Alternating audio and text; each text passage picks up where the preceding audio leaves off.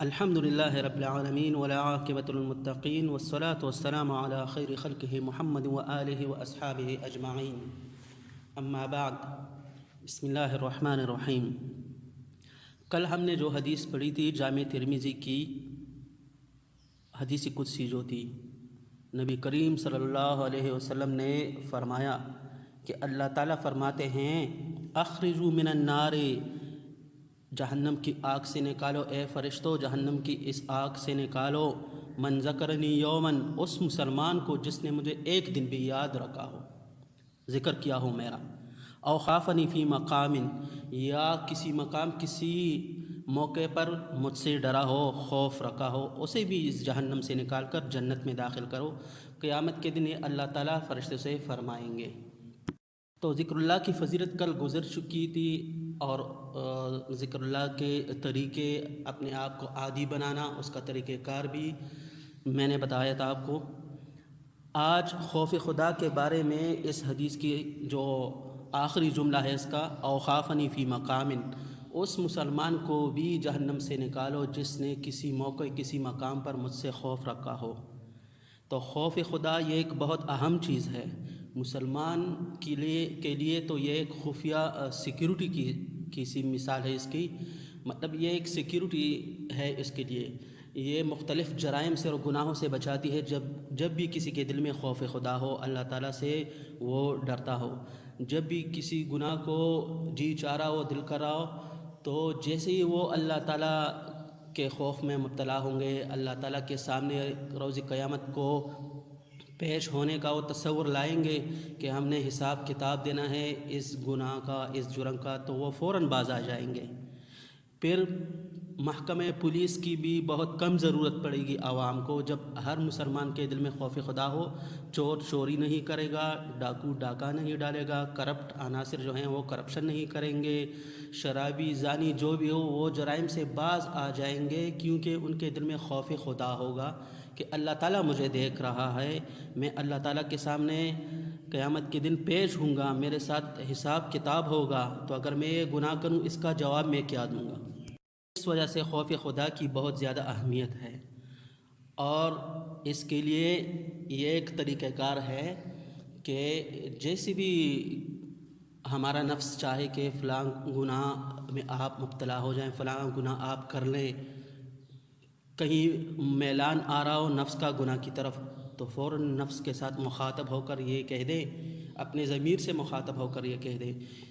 کہ یہ زندگی تو عارضی ہے، فانی ہے، زیادہ سے زیادہ 50-60 سال کی زندگی ہوگی، اس میں تو 10-15 سال وہ بچپن کے وہ منفی کر دیں، وہ مائنس کر دیں، وہ نکال دیں۔ اس کے علاوہ نیند جو ہے، ہم روزانہ 6 سے 8 گھنٹے تک کم از کم نیند کرتے ہیں، تو زندگی اگر 24 گھنٹوں میں تقسیم ہو تو ایک حصہ تو نیند میں وہ گزر جائے گا۔ اس کے علاوہ ضروری کام کاج میں اور کھانے پینے میں یہ بھی گزر جاتے ہیں اوقات، تو بہت ہی تھوڑی زندگی ہماری رہ جاتی ہے۔ پھر اس تھوڑی سی زندگی میں ہم کبھی بھی خوف خدا نہیں کرتے۔ ہمارے عبادات کو آپ دیکھ لیں، نماز کا جب وقت آ جاتا ہے تو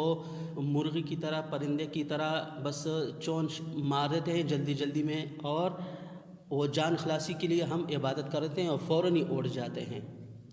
اس کی وجہ کیا ہے کہ اللہ تعالیٰ کا خوف ہمارے دل میں نہیں ہوتا۔ تو اپنے نفس کو ڈرانا چاہیے کہ اے نفس تو سنبھل جا، اس گناہ سے باز آ جا، تو کب تک اپنے رب کو ناراض کرتے رہے گی۔ اپنے نفس کو یہ بار بار یہ خیالات لانا چاہیے، اسے مراقبہ کہتے ہیں، سوچ مراقبہ، بار بار نفس کو یہ بتانا چاہیے، اس سے مخاطب کر کے یہ باتیں کرنی چاہیے ان کے ساتھ۔ قرآن پاک میں اللہ تعالیٰ فرماتے ہیں یا ایھا الانسان ما غرک بربک الکریم، اے انسان تجھے اپنے معزز رب کے بارے میں کس چیز نے دھوکہ دیا۔ یہ اللہ تعالیٰ شکوہ کر رہے ہیں، اصولی تفسیر میں اسے شکوہ کہتے ہیں۔ ایک دوسری آیت میں ارشاد ہے انا تصرفون، تم کہاں پیرے جا رہے ہو، انا تؤفکون، تم کہاں پیرے جا رہے ہو، فأین تذهبون، تم کہاں جا رہے ہو، مجھ سے کیوں دور چلے جا رہے ہو، اور شیطان کے ساتھ کیوں دوستی تم بنا رہے ہو۔ کچھ تو خوف خدا کرو، او خافنی فی مقام، اگر مجھ سے کسی مقام کسی موقع پر بھی یہ ڈرا ہو تو فرشتوں سے اللہ تعالیٰ کہیں گے کہ اسے نکال دو جہنم سے اور جنت میں داخل کر دو۔ ایک دوسری جگہ اللہ تعالیٰ ارشاد فرماتے ہیں نا، وَأَمَّا مَنْ خَافَ مَقَامَ رَبِّهِ وَنَهَى النَّفْسَ عَنِ الْهَوَىٰ فَإِنَّ الْجَنَّةَ هِيَ الْمَأْوَىٰ، کہ جو شخص اپنے رب کے سامنے کھڑے ہونے سے ڈر گیا کہ مجھے اللہ تعالیٰ کے سامنے حساب کتاب دینا ہے، اگر میں یہ گناہ کروں تو ابھی تو میں نفسانی لذت حاصل کر لوں گی۔ جو خاتون بھی یہ سوچے کہ میں تو نفسانی لذت حاصل کر لوں گی، لیکن یہ وقت تو گزر جائے گا، اچانک مجھے موت بھی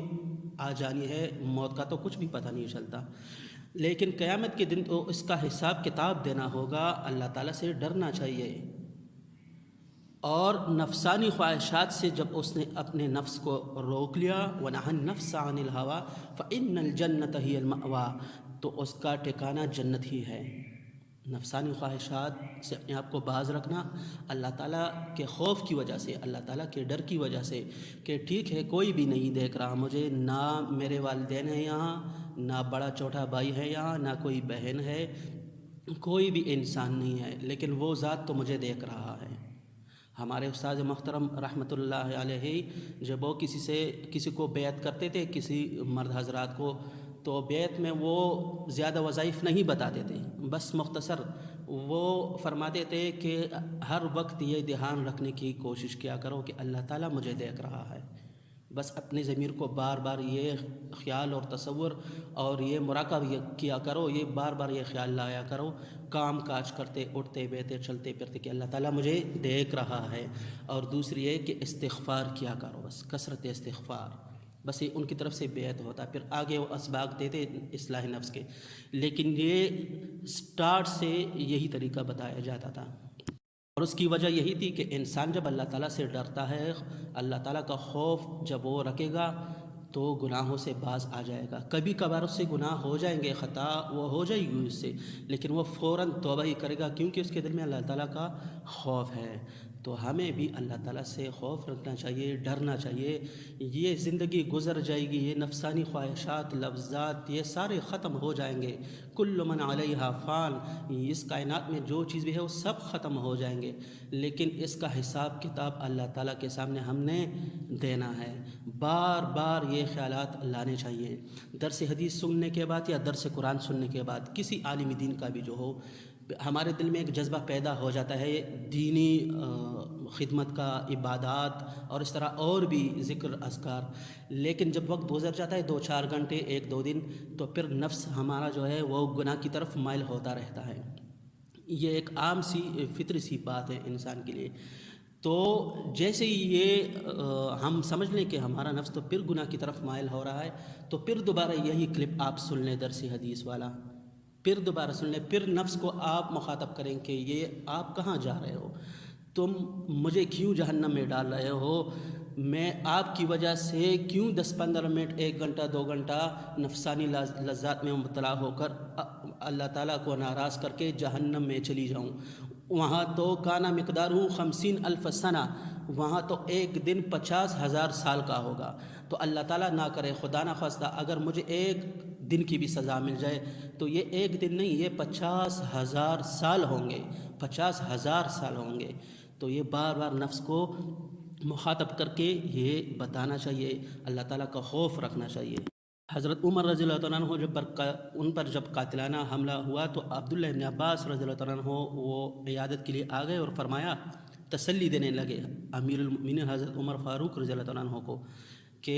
اے امیر المؤمنین، آپ نے اس وقت اسلام قبول کیا جب اکثر لوگ کافر تھے، مسلمان بہت کم تھے، آپ نے جہاد اس وقت کیا، اپنی جان کا نذرانہ اس وقت پیش کرنے کا وہ جذبہ رکھا جب نبی کریم صلی اللہ علیہ وسلم کے ساتھ اکثر لوگ نہیں تھے، اور جب نبی کریم صلی اللہ علیہ وسلم اس دنیا سے تشریف لے گئے تو وہ آپ سے راضی تھے، تو یہی کافی ہے آپ کے لیے، آپ پریشان نہ ہوں۔ حضرت عمر رضی اللہ عنہ فرمانے لگے کہ اے عبداللہ ابن عباس، تم مجھ سے یہ باتیں نہ کیا کرو، تمہاری ان باتوں سے کوئی فریب خوردہ ہی آ سکتا ہے۔ اگر مجھے کائنات کی وہ سب چیزیں مل جائیں جن پر سورج طلوع ہوتا ہے، مطلب کائنات کی اکثریت چیزیں مجھے مل جائیں، تو میں قیامت کے خوف میں، اللہ تعالیٰ کے خوف میں، وہ سب چیزیں فدیہ میں دے دوں گا اللہ تعالیٰ کو کہ یہ آپ لے لیں، لیکن میں آپ سے ڈرتا ہوں، مجھ سے حساب کتاب آپ نہ لیں، میں منت سماجت کرتا ہوں کہ مجھے معاف کر دیں، مجھے جنت میں داخل کر دیں۔ یہ حضرت عمر رضی اللہ عنہ کا قول تھا، حالانکہ وہ جنتی انسان تھے، عشرہ مبشرہ میں داخل تھے، یہاں ان کو جنت کی خوشخبری مل گئی تھی، لیکن پھر بھی وہ اللہ تعالیٰ سے بہت زیادہ خوف رکھتے تھے کہ کہیں مجھ سے اللہ تعالیٰ ناراض نہ ہو جائے۔ آج تو ہماری یہ حالت ہے کہ ہم عبادت بھی کرتے ہیں، اس عبادت پر بھی استغفار پڑھنا چاہیے، کیونکہ وہ عبادت بھی اس طرح ہے کہ عبادت کا حق ادا نہیں کرتے، مطلب صحیح طریقے سے توجہ سے خشوع خضوع سے نہیں کرتے، اس پر بھی استغفار کرنا چاہیے، لیکن ہم اس پر متکبر ہو جاتے ہیں، تکبر کرتے ہیں، خود پسندی میں مبتلا ہو جاتے ہیں اور دوسرے لوگوں کو حقارت کی نظر سے دیکھتے ہیں۔ ہمارا یہ حال ہے، مطلب جو دیندار و نمازی لوگ ہوں ان کا یہ حال ہے کہ وہ خود پسندی میں مبتلا ہو جاتے ہیں، تو باقی لوگوں کا پھر کیا حال ہوگا ان کا۔ تو اس وجہ سے اللہ تعالیٰ سے ہر وقت خوف رکھنا چاہیے اور امید بھی رکھنی چاہیے کہ اللہ تعالیٰ ماں سے زیادہ پیار کرنے والے ہیں، وہ غفور ہیں، رحیم ہیں، وہ رحمان ذات ہیں، ہمارے خطائیں وہ معاف کریں گے، ہمیں انشاءاللہ جنت میں داخل کریں گے، لیکن خوف کے ساتھ امید ہو۔ اللہ تعالیٰ قرآن پاک میں ارشاد فرماتے ہیں من جاء بالحسنۃ فلہ عشر امثالها، جو شخص نیکی لائے، یہ نہیں فرمایا کہ جو شخص نیکی کرے، جو شخص نیکی لائے قیامت کے دن اس کے لیے 10 گنا ثواب ملے گا۔ نیکی کرنا تو ٹھیک ہے، لیکن نیکی کو محفوظ رکھنا، پھر وہ لے جانا قیامت کے روز اپنے ساتھ لے جانا، یہ اصل کمال ہے۔ کیا مطلب؟ یہاں نیکی کریں گے لیکن ہم نے اس کے بعد ایسے گناہ نہیں کرنے کہ وہ نیکی ضائع ہو جائے، مطلب حدیث پاک میں ارشاد ہے کہ غیبت کی وجہ سے وہ نیکی ضائع ہو جاتی ہے۔ ایک دوسرے حدیث جامع صغیر میں ہے کہ بد اخلاقی کی وجہ سے نیکی ایسے ضائع ہو جاتی ہے جیسے شہد میں، ہنی شہد میں سرکہ ڈال لیتے ہیں اور شہد کی وہ مٹھاس ختم ہو جاتی ہے، اس طرح وہ نیکیاں بھی ختم ہو جاتی ہیں۔ ہم نے بد اخلاقی بھی نہیں کرنی، اپنے نیکیوں کی حفاظت کرنی ہے اور ہر وقت اللہ تعالیٰ سے ڈرنا ہے۔ وآخر دعوانا